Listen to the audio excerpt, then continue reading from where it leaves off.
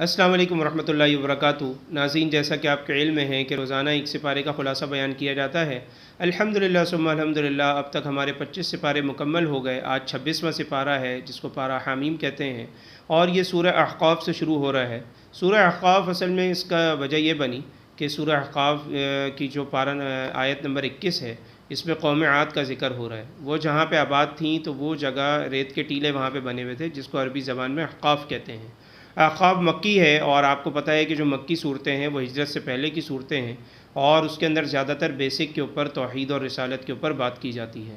یہ جو صورت ہے، یہ آپ صلی اللہ علیہ وسلم جب طائف سے واپس آئے تو آپ صلی اللہ علیہ وسلم بہت زیادہ غمزدہ تھے، کیونکہ وہاں پر بہت زیادہ آپ صلی اللہ علیہ وسلم کو تکلیف پہنچائی گئی تھی۔ تو رستے میں ایک مقام آتا ہے نخلا، تو اس مقام پر آپ صلی اللہ علیہ وسلم نے فجر کی نماز پڑھائی، تو اس میں آپ صلی اللہ علیہ وسلم نے قرآن کی تلاوت کی، تو وہاں سے جنات کی جماعت کا گزر ہو رہا تھا، تو انہوں نے اس تلاوت کو سنا اور بہت اثر لیا، اور اپنی قوم کو بھی جا کے بتایا کہ بھئی اس طریقے سے ہم ایک ایسا کلام سن کر آئے ہیں جو عجیب ہے، اور ایسا کلام ہے کہ جو بڑا فصیح و بلیغ ہے۔ تو وہ اس طرح کے سے جا کے انہوں نے جنات نے دعوت دی، اور پھر وقتاً فوقتاً آ کے آپ صلی اللہ علیہ وسلم سے ملتے بھی رہے۔ پھر اسی صورت میں نیک اولاد اور بد اولاد کا بھی تذکرہ ہے کہ جو نیک اولاد ہے وہ والدین کا شکریہ ادا کرتی ہے، اور اللہ تعالیٰ کا بھی شکر ادا کرتی ہے، کیونکہ والدین نے اس کو اتنے مہینے، والدہ نے جو اس کو پالا ہوتا ہے اور اس کا حمل ٹھہرا ہوتا ہے، ساری چیزیں۔ اور جو بری اولاد ہے وہ نافرمان ہوتی ہے، اور اللہ کی بھی نافرمان ہے، اور اپنے اچھے والدین جو ہیں ان کی بھی فرما برداری سے وہ جی چراتی ہے، اور یہاں تک کہ وہ ناشکری کرتی ہے کہ بھئی اگر زندہ ہونا ہوتا تو مجھ سے پہلے کے لوگ بھی زندہ ہوتے۔ تو ہمیں یہ بات کیوں سمجھائی جاتی ہے کہ بھئی اگر تم کوئی گناہ کرو گے تو تمہیں مرنے کے بعد دوبارہ زندہ ہونا ہے اور اس کا جواب دینا ہے۔ تو بہرحال اس صورت کے اندر یہ ساری چیزیں موجود ہیں۔ آگے سورہ محمد شروع ہو رہی ہے۔ سورہ محمد جو ہے وہ مدنی صورت ہے، یعنی ہجرت کے بعد نازل ہوئی ہے۔ تو سورہ محمد میں بھی آپ کو پتہ ہے کہ اس کا دوسرا نام سورہ قتال آتا ہے، یعنی یہ جہاد فی سبیل اللہ کے اوپر ہے، اور اس کے اندر یہ صورت آپ صلی اللہ علیہ وسلم کے نام سے موسوم ہے۔ قرآن مجید میں جو آیات آئی ہیں یا آپ صلی اللہ علیہ وسلم کا نام ہے وہ 4 جگہ استعمال ہوا ہے، باقی جگہ آپ صلی اللہ علیہ وسلم کو دوسری مختلف صفات سے بات کی گئی ہے، لیکن یہ 4 جگہ ایسی ہیں جہاں پر قرآن مجید میں آپ صلی اللہ علیہ وسلم کا باقاعدہ طور پہ نام ذکر ہوا ہے۔ اس میں سے یعنی اگر آپ اس کی اور تفصیل میں جائیں اس صورت کی، تو اس صورت کے اندر آپ کو قتال کے بارے میں ہی احکامات ملیں گے، اور اس کے اندر آپ کو یہ ملے گا کہ کافر سے جب تمہارا مقابلہ ہو جائے تو فضر بر رقاب، تو ان کی گردنیں مار دو،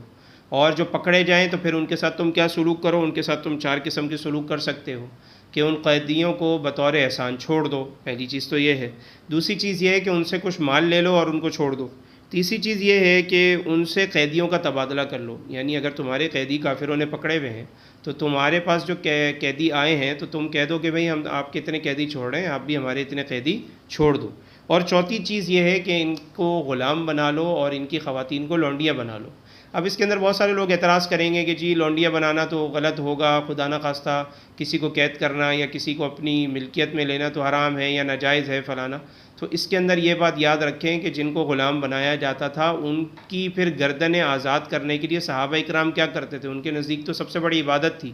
یعنی آزاد کردہ غلام ہوتے تھے، ان کی تربیت ہوتی تھی، ان کو آزاد کر دیا جاتا تھا۔ وہ آزاد ہونے کے بعد جب وہ اسلام کو سمجھ جاتے تھے، جب وہ شریعت کو سمجھ جاتے تھے، تو ان کے پاس جانے کا پھر کوئی چارہ کار نہیں ہوتا تھا۔ وہ بولتے تھے ہم تو یہیں رہیں گے، ہم تو انہی کے غلام بن کے رہیں گے، کہ جنہوں نے ہمیں چھڑوایا، انہوں نے ہماری تربیت کی، انہوں نے ہم سے جانوروں جیسا سلوک نہیں کیا۔ کیونکہ آپ کو پتہ ہے کہ جو کافر ہوتے تھے وہ غلاموں کے ساتھ کیسا سلوک کرتے تھے، اس کے مقابلے میں مسلمان ان کافروں کے اوپر رحم کھا کے ان کو غلام بناتے تھے، ان کے سامنے اپنا اخلاق دکھاتے تھے، اپنی معاشرت دکھاتے تھے، اپنی عبادات دکھاتے تھے، راتوں کا جاگنا دکھاتے تھے، دن کا بیہیویئر دکھاتے تھے، تجارت دکھاتے تھے، امانت دکھاتے تھے، دیانت دکھاتے تھے، یہ ساری چیزیں دکھاتے تھے، جس کی وجہ سے وہ کفار جو ہے مسلمان بھی ہو جاتے تھے۔ اور صحابہ اکرام جو مالدار ہوتے تھے ان کا پسندیدہ شیوہ کیا ہوتا تھا کہ غلاموں کی گردنیں آزاد کروانا۔ جب ان کی گردنیں آزاد ہو جاتی تھی تو اصل میں تو وہ آزاد ہو جاتے تھے، لیکن مسلمان ان کے دل جیت لیا کرتے تھے، ایسا دوسری قوم کے اندر نہیں تھا۔ اسی لیے روایات میں آتا ہے کہ حضرت عائشہ ہو گئیں، حضرت عباس ہو گئے، حضرت حکیم بن حزام ہو گئے، حضرت عبداللہ ابن عمر ہو گئے، حضرت عثمان غنی ہو گئے، اسی طریقے سے اور بھی دوسرے صحابہ حضرت عبد الرحمن ابن عوف وغیرہ۔ تو ان صحابہ کے آزاد کردہ غلاموں کی جو تعداد ہے وہ ہزاروں کے اندر پہنچتی ہے، یعنی اگر آپ یہ سمجھ لیں تو اس میں یعنی 40,000 کے قریب تعداد لکھی ہوئی ہے کہ 40,000 کے قریب تو تعداد ان 6 سے 7 صحابہ اکرام کے آزاد کردہ غلاموں کی تھی۔ تو آپ اندازہ کریں کہ یہ غلاموں کو آزاد کرنا کتنی بڑی نیکی ہے اور کتنا بڑا اس کا اجر ہوتا تھا۔ تو اس میں انفاق فی سبیل اللہ کے متعلق بھی فرمایا کہ جہاد فی سبیل اللہ کے اندر خرچ کرنا یا اللہ کے راہ میں خرچ کرنا یقیناً اس کا بھی بہت بڑا ثواب ہے۔ پھر اسی طریقے سے فرمایا کہ اگر تم اللہ تعالیٰ کے رستے میں جمو گے، ثابت قدم رہو گے، تو اللہ تعالیٰ تمہارے قدم کو جما دے گا اور تمہاری مدد بھی کرے گا۔ لیکن اگر تم ایسا نہیں کرو گے، اگر تم ایسا یعنی اس کے الگ کرو گے، اس کے خلاف کرو گے، تو یستبدل قوما غیرکم، تو اللہ تعالیٰ پھر کیا کرے گا؟ دوسری قوم کو لے آئے گا تمہاری جگہ پر۔ تو صحابہ نے کہا کہ یا رسول اللہ کیا ایسا بھی ہوگا، اور وہ کون لوگ ہوں گے کہ جو یعنی اللہ تعالیٰ قوم کو تبدیل کر کے لے آئے گا؟ تو فرمایا کہ وہ سلمان فارسی کی قوم میں سے ہوں گے، یعنی اگر ثریا ستارے کے اوپر بھی اسلام چلا جائے گا تو وہ وہاں سے بھی جا کے لے آئیں گے۔ تو مفسرین نے فرمایا کہ اس آیت کا اور اس تفسیر کا اولین مصداق جو ہے وہ حضرت امام ابو حنیفہ رحمۃ اللہ علیہ ہے۔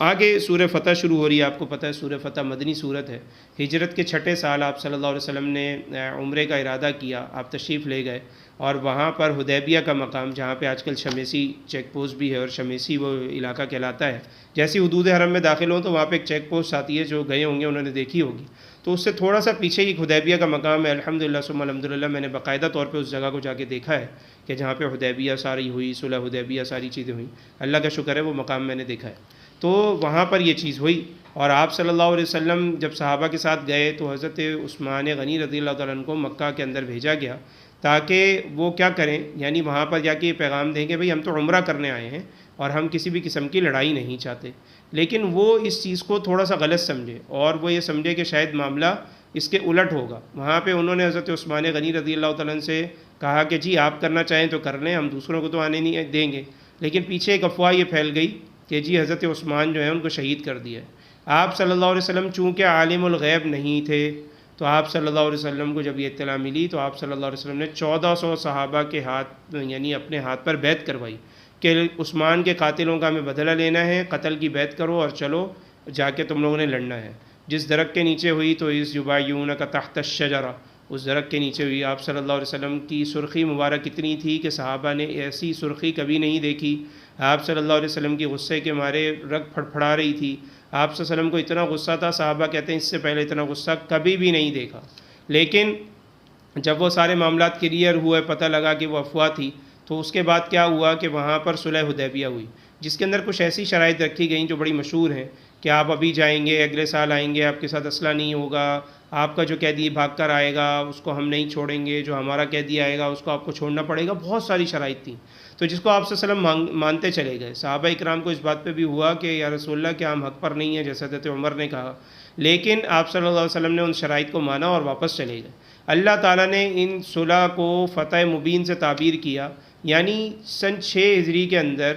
یعنی آپ صلی اللہ علیہ وسلم کا یہ حال ہے کہ 1400 صحابہ کے ساتھ آپ صلی اللہ علیہ وسلم گئے ہیں۔ ٹھیک 2 سال کے بعد آپ صلی اللہ علیہ وسلم جب فتح مکہ کی تیاریاں ہو رہی ہیں اور جانے کی بات ہو رہی ہے، ظاہر ہے آپ کو پتہ ہے کہ اسی عشرے کے اندر فتح مکہ ہوا، تو اس وقت صحابہ اکرام کی تعداد 10,000 تھی۔ تو کیا ہوا کہ صلح کی برکت سے لوگوں کو، کافروں کو قریب آنے کا موقع ملا۔ جب وہ آئے تو انہوں نے مسلمانوں کا بیہیویئر دیکھا اور وہ مسلمان ہوتے چلے گئے۔ انہوں نے دیکھا کہ یار وہ لوگ جو بہت برے تھے وہ بہت اچھے بن گئے، آج وہ صحابی ہیں، تو یہ اللہ کے نبی نے کیا محنت کی ان کے اوپر کہ وہ برے سے اچھے بن گئے، تو ہم بھی بن سکتے ہیں۔ جب وہ اس طریقے سے کر رہے ہیں جن کے بارے میں ہم پرانا ان کا ماضی جانتے بھی ہیں، لیکن آج وہ اتنے نیک ہیں، اتنے دیانتدار ہیں، تو کیا وجہ ہے؟ تو ان کو آپ صلی اللہ علیہ وسلم کی صحبت میں آنے کے موقع ملتا، مسلمانوں سے یعنی ان کا رابطہ ہوتا، تو وہ پھر مسلمان ہوتے چلے گئے۔ تو محض 2 سالوں کے اندر 1400 سے تعداد 10,000 کے قریب چلے گئی۔ تو بہرحال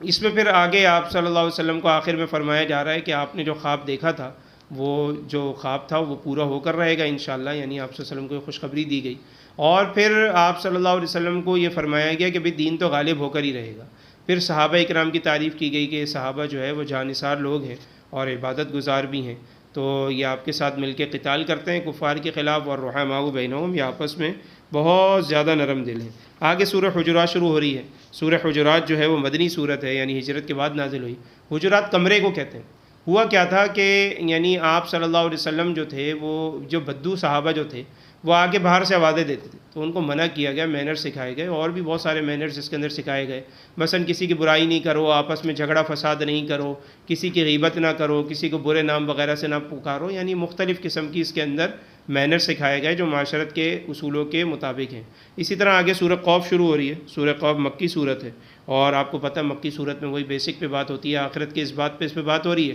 آپ صلی اللہ علیہ وسلم اکثر فجر کی نماز میں اور جمعے کی نماز میں اکثر و بیشتر اس کی تلاوت فرماتے تھے، اور اس کے اندر اللہ تعالیٰ مختلف اصول بیان کر رہے ہیں، یعنی منکرین کا جو انکار ہو رہا ہے کہ مرنے کے بعد دوبارہ زندہ کیا جائے گا، تو اللہ تعالیٰ اس اشکال کا جواب دے رہے ہیں۔ آگے انسان کو اللہ تعالیٰ اپنی مسئولیت کا احساس دلا رہے ہیں کہ بھئی تمہیں مرنے کے بعد جواب دینا ہے، اور جو وساوس اور خیالات تمہیں جو ہیں کہ بھئی فرشتے نہیں ہیں یا فلانا، یہ جو تمہیں اشکالات ہوتے ہیں، تو یہ سارے اشکالات قرآن مجید نے دور کرنے کی کوشش کی، اور ان کو اس بات کی طرف رغبت دی کہ تم بےہودگی کی طرف نہیں جاؤ، یعنی مسلمانوں کو کہا گیا کہ تم بےہودگی کی طرف مت جاؤ، بلکہ ان باتوں کے اوپر صبر کی تلقین کی، اور فرمایا کہ صبح شام اور اللہ تعالیٰ کی عبادت کرتے رہو، اور اس کی تلقین بھی مسلمانوں کی۔ تو یہاں پر اس پارے کا اختتام ہو رہا ہے تقریباً۔ آگے سورہ ذاریات کا تھوڑا سا حصہ ہے، اس پہ انشاءاللہ ہم کل بات کریں گے۔ تو اور ہماری اللہ رب العزت سے دعا ہے کہ جو کچھ ہم نے سنا، اللہ رب العزت ہمیں اس میں عمل کی توفیق عطا فرمائے۔ وآخر دعوانا ان الحمد للہ رب العالمین۔